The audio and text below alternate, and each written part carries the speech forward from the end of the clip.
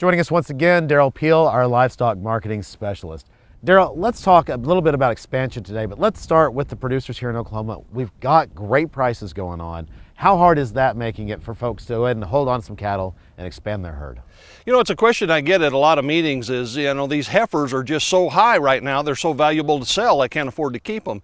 And I think that's a classic, situation that the industry faces every time we get into this expansion situation.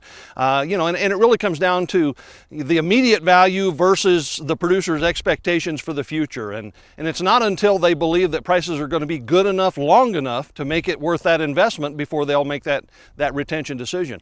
I think the overall evidence suggests that is happening and that producers are convinced now that it is the right time to make that investment. All right, so let's talk about that sort of overall market view. How are we doing as far as expanding this herd?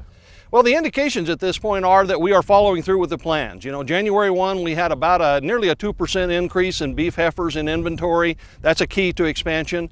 If you look at the data since then, of course, we haven't had any more inventory numbers, but, heifers on feed as of April 1st was still down. Heifer slaughter for the year is down about 8.5% or thereabouts. And cow slaughter, this time last year we had persistent drought conditions. We'd had a long cold winter and a lack of hay, and beef cow slaughter actually went above year-over-year levels from March through June of last year. So far this year that has not happened. Beef cow slaughter is down significantly, even more sharply in recent weeks. So the combination of decreased cow slaughter and the apparent heifer retention suggests that we are following through at this point with our herd expansion plans.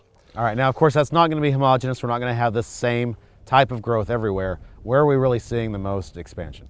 Well, if you look at, the drought conditions generally in the Central Plains and in the Midwest, we've got moderate drought conditions, but those seem to be improving. They're getting some moisture up there.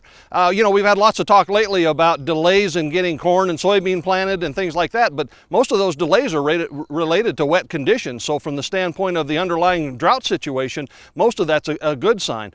Obviously, we're not seeing any improvement yet in the Southwest and the Southern Plains, Western Oklahoma, West Texas, New Mexico, that area is actually getting worse at this point. So we're increasingly developing, between the two regions, kind of the haves and have-nots, with improving conditions in one area and conditions actually getting moderately worse in the other area. Oklahoma is kind of the dividing line, or at least the dividing line runs through Oklahoma from east to west between better conditions and no improvement at all at this point in time. All right, good information. As always, Derrell Peel, Livestock Marketing Specialist here at Oklahoma State University.